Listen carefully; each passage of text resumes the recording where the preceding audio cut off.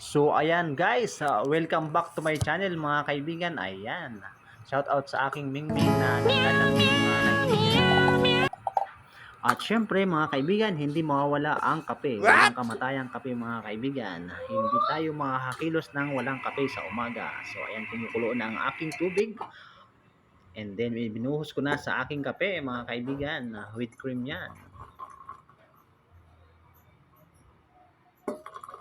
So pagkatapos ko na magbuhos mga kaibigan ng kape, ayan, hinanda ko na ang aking garlic para sa aking garlic rice. Gagawa po tayo ng fried rice mga kaibigan.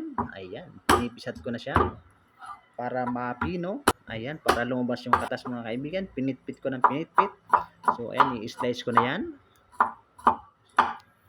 Sobrang slice na yan mga kaibigan. Linis, kayat mga kaibigan.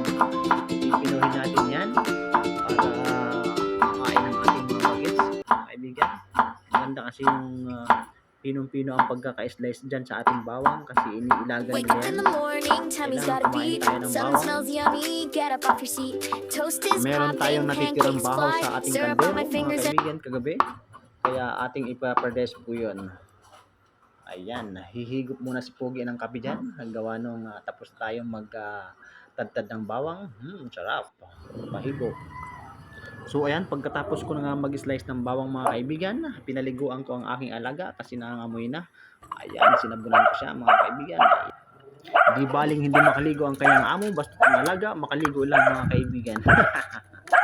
Shout out nga pala kay Boss Jeff at saka kay Elmer. Ayan na po yung alaga niyong aso mga kaibigan, malusog at malakas. Masyadong matakaw mga kaibigan. Kaya dito nagtatapos ang aking for today's vlog mga kaibigan. Bye bye!